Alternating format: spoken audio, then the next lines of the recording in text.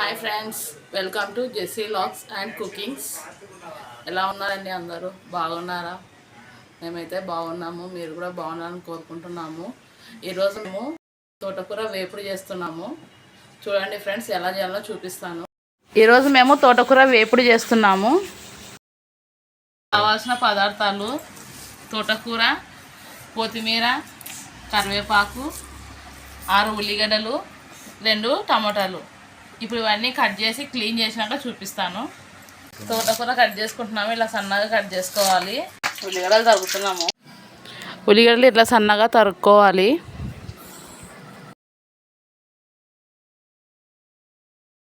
Stove వెలిగించుకొని pan పెట్టుకోవాలి.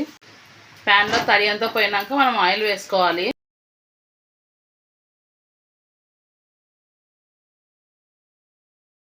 మూడు స్పూన్ల ఆయిల్ వేసుకున్నాను. ఆయిల్ హీట్ ఎక్కినాక కొన్ని జీలకర్ర ఆవాలు వేగాలి. జీలకర్ర ఆవాలు వేగినాయి. ఇప్పుడు మనం ఎండుమిర్చి వేసుకున్నాము. ఎండుమిర్చి వేసిన వెంటనే ఆనియన్స్ వేసుకున్నాము.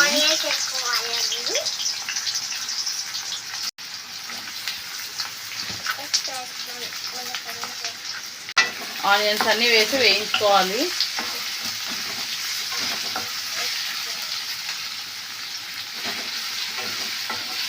ఇప్పుడు కరివేపాకు వేసుకున్నాము.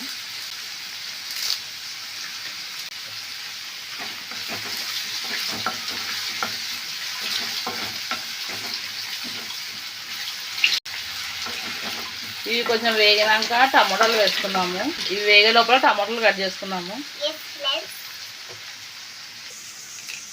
ఇలా పొడవుగా కట్ చేసుకోవాలి. నేను 2 టమాటాలు తీసుకున్నాను.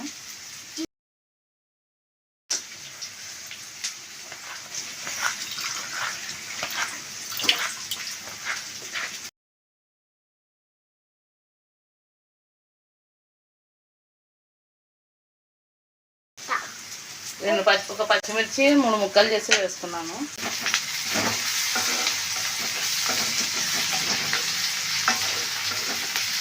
ఇవి కొంచెం మగ్గినాయి. ఇంకా 2 నిమిషాలు మగ్గినాక మనము టమాటాలు వేసుకున్నాము.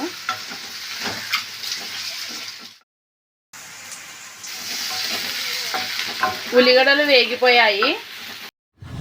ఇప్పుడు దీంట్లో మనము టమాటాలు వేసుకోవాలి.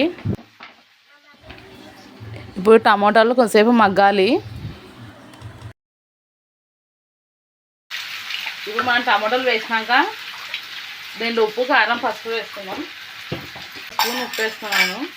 కావాలంటే మనం తర్వాత చూసుకొని వేసుకున్నాము.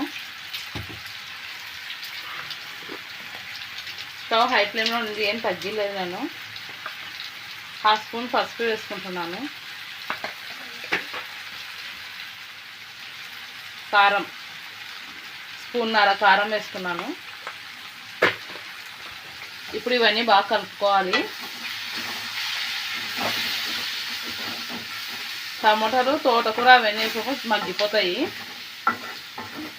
ఇప్పుడు ఇవన్నీ వేసుకున్నాక మనము స్టవ్ సిమ్లో పెట్టుకోవాలి.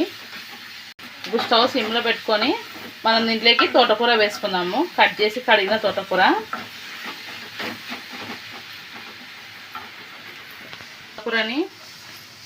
ఇలా కడిగి పెట్టుకున్న తోటకూరని మనం దీంట్లో వేసుకుందాం. ఇప్పుడు స్టవ్ సిమ్లో పెట్టుకోవాలి. తోటకూర మొత్తం దీంట్లో వేసుకోవాలి. స్టవ్ సిమ్లో పెట్టుకొని వేయండి. ఇప్పుడు కూర మనకు సిమ్లోనే మగ్గాలి. ఇంకొద్దిగా ఉంది, అది కూడా వేసేస్తాము. చూడండి ఫ్రెండ్స్, మొత్తం వేసేసినాను. ఇది ఇప్పుడు కలపడానికి రాదు. కాసేపు మనం మగ్గించుకున్నాక ఇది మొత్తం మగ్గిపోతుంది. అప్పుడు మనకు కలపడానికి వస్తుంది. స్టవ్ సిమ్లో పెట్టుకొని ఒక 2 నిమిషాలు దీన్ని ఇలానే వదిలేద్దాము మూత పెట్టి. ఇప్పుడు మూత పెట్టి 2 నిమిషాలు ఇలానే మగ్గించుకుందాము. తర్వాత మనం కలుపుదాం దీన్ని. 2 నిమిషాలు అని చెప్పిన 5 నిమిషాలు అయింది. చూద్దాము. చూడండి, జస్ట్ ఊకే కొద్దిగానే మగ్గింది. ఇప్పుడు మనం దీన్ని బాగా కలుపుకుందాము.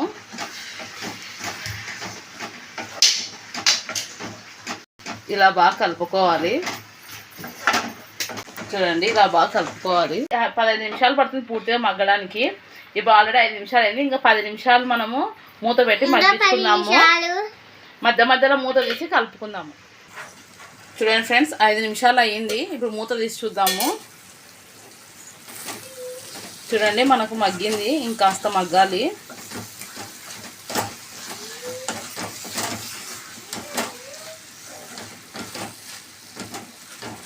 ఇప్పుడు మనము ధనియాల పొడి వేసుకుందాము. ఒక సగం స్పూన్ ధనియాల పొడి.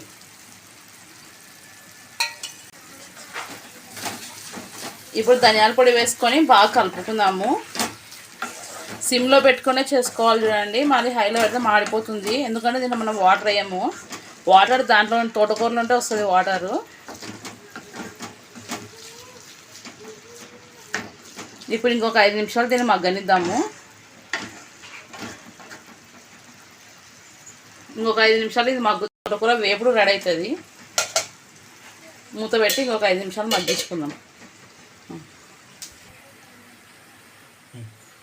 5 నిమిషాలు అయిపోయింది. ఇప్పుడు చూద్దాం ఫ్రెండ్స్. చూడండి, తోటకూర వేపుడు రెడీ అయింది. ఇప్పుడు అయిపోయింది. మనం స్టవ్ ఆఫ్ చేసుకుందాము. ఇప్పుడు మనం వేసుకున్న ఉప్పు సరిపోకుంటే ఉప్పు వేసుకొని ఇంకొక 2 నిమిషాలు పెట్టుకోండి. మాకైతే సరిపోతుంది ఉప్పు. తోటకూర వేపుడు రెడీ అయింది. తోటకూర వేపుడు రొట్టెలకి బాగుంటుంది, అన్నంలో కూడా బాగుంటుంది. రెడీ అయింది ఫ్రెండ్స్. మా వీడియోస్ కనుక నచ్చినట్లయితే లైక్ చేయండి, షేర్ చేయండి, కామెంట్ చేయండి, సబ్స్క్రైబ్ చేసుకోండి, గంట కొట్టండి. బాయ్.